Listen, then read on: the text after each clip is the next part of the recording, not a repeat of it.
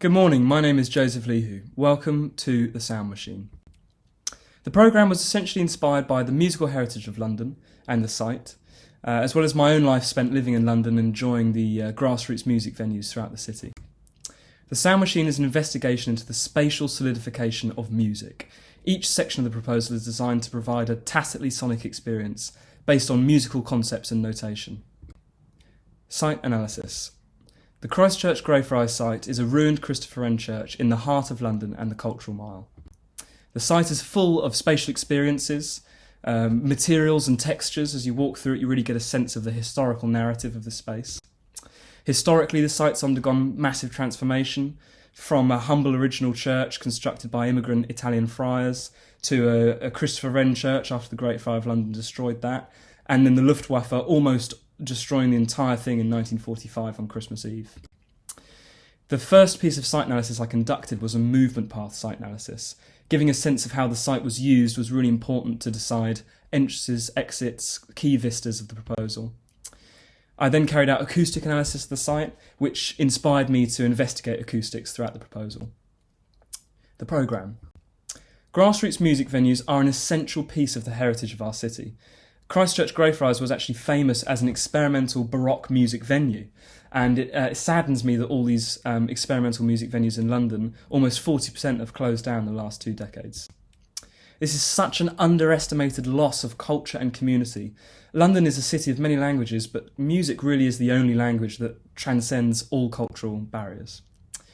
I believe that if you create a dynamic, socially engaged programme, it draws all people in. Cedric Price said that socially out-of-touch architecture leads to a conglomeration of powerful groups. I wholeheartedly agree with this, and this programme is designed to subvert and challenge that exclusivity. 2 experimental synthesis rooms, labelled 1 in this drawing, provide equipment and education for musicians. A tall, free-form slither of the building, labelled 2, forms the musical play area, encouraging social interaction and musical chemistry. The large sloped auditorium, labelled 3, faces a performance stage, 4, behind which are rehearsal rooms, a backstage area, dedicated engineering, mixing rooms, and all the facilities you need for a permanent structure.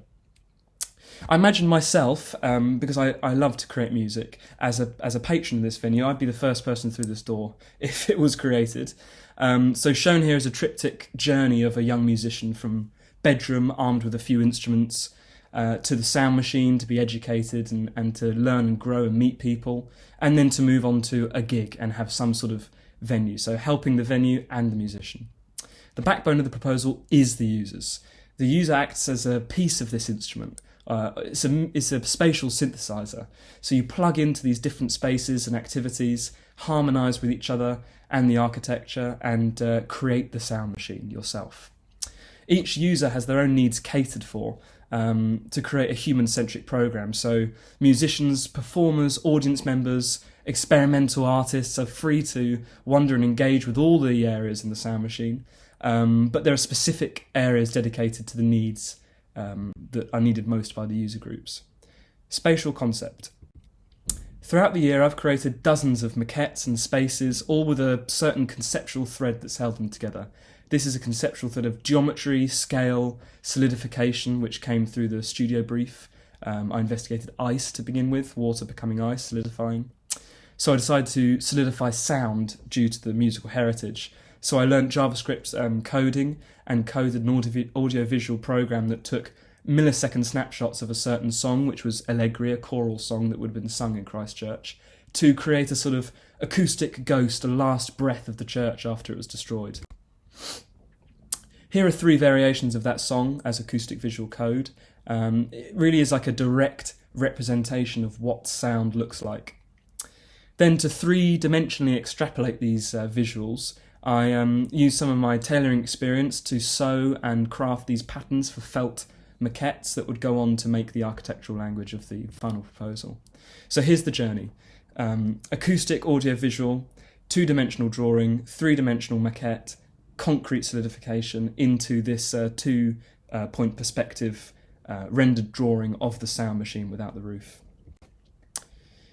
This is explaining further the conceptual journey from concept to architectural justification using a self-modified version of this ETH Zurich mesh formwork concrete construction method. So the acoustic patterns in the felt maquettes were then transformed digitally into the cubic nets that you see here that were wrapped and folded around themselves to create this acoustic aura, a silhouette of the sound machine. For the interior, I then drafted experimental musical notation along a treble clef using conceptual ideas such as crescendo, building tension, and then large open freeform spaces, which is liberamente, inspired by the Italian word for musical freedom in sheet music. So audio becomes music, becomes architecture. Each section of the proposal has a unique spatial experience that, when put together, forms a full musical journey. The sound machine operates as a conceptual spatial instrument. It has valves, keys, openings, closings, pedals. On the ground level, you walk from the street down a gradually narrowing slope that decompresses you. You walk past this lush garden. It cleanses your musical palette, your acoustic palette. Then there's a public amphitheatre at the end, which is sort of reminiscent of London's time as a Roman colony. I really believe in this public performance aspect of the proposal. It encourages cultural interactions, social interactions, musical interactions of all sorts. The felt maquettes still remain in the proposal. They form these acoustic baffles that hang from the ceiling. I quite like the idea, though, of acoustic imperfection, trying to break free of these dogmatic rules around perfect acoustics and this exclusive status quo that can sometimes overcome music venues. It's all about getting back to the roots of why we enjoy music. So this new public space cushions the proposal. There's sort of public-led energy around the proposal. Material strategy. This exploded axonometric drawing of the sound machine shows the recycled brass cladding, reclaimed wood movable walls, the velvet acoustic curtains, and the ultra-efficient mesh formwork concrete. The idea of having brass cladding came from the desire to create this musical instrument. So I envisaged people donating musical instruments to form the skin of this building. You melt down these instruments and it greatly increases the longevity of the building. The proposal is designed to last, so any barrier between the concrete and the elements would be well appreciated for this proposal. The main structure of the proposal is created using this ultra lightweight formwork with 3D printed slabs which have acoustic, audiovisual, I should say, cables running through it, insulation, services, ventilation, etc. So after the landscaping is complete, the precast structural columns are placed on top of which goes the lightweight floor slabs with all the services, and then the interior and exterior walls are secured on top, which are made of precast panels designed to fit on a large flatbed lorry. Spatial experience. The public space is bustling. A young musician walks towards the sound machine with her father's cello, ready to explore the myriad possibilities of acoustics. In the garden, a seasoned musician serenades visitors with his accordion. The boss of a local pub walks away from the sound machine, content with the knowledge that he will have a bountiful source of talent for his grassroots music venue. Members of the public gather after hearing a mysterious sound coming from beneath the garden to discover a joyous impromptu performance from the sound machine's musicians. There are endless possibilities of musical performance here. Heavy metal flamenco ball, Lee Bowery drag opera, synthesised interpretive jazz are all examples of the sort of performance. A rehearsal for a nerve-wracking performance is happening tonight. The on-site professional engineers monitor the performance, tweaking the acoustics and suggesting new ideas for this ad hoc collection of musicians. She arrives in the crescendo reception with her father's cello, the vertical light tunnel echoing the curved acoustic forms. This will be her first time engaging with professional engineers and producers. An entirely unlikely group of musicians book out one of the experimental synthesis rooms, hoping to push the boundaries of music and possibly even invent a new genre. The sound machine opens on the night of the 24th of December, 78 years after the destruction of the church, to the day. The proposal hopes to reinvigorate the musical heritage of the site and provide a radically open, inclusive, musical exploratory base of operations for musicians of all calibres and backgrounds.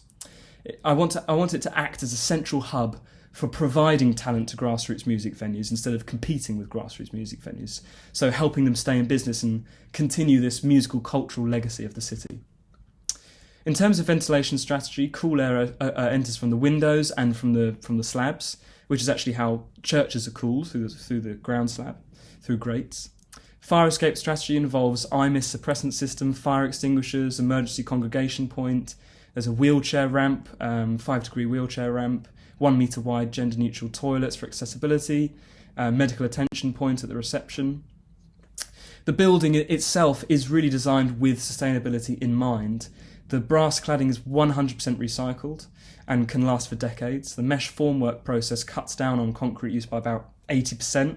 Ultra lightweight, meaning less carbon output on transportation, construction, casting processes. The rewilding encourages insect and animal populations, which are under constant threat in London. So it provides a habitat for a wide range of flora and fauna. The process has a decreasing curved stature to ensure sunlight to enter the garden all year round. Thank you very much for listening to my presentation and watching the manifestation of my journey throughout my final year BA year at this university. My name is Joseph LIHOU, and this has been The Sound Machine. Thank you.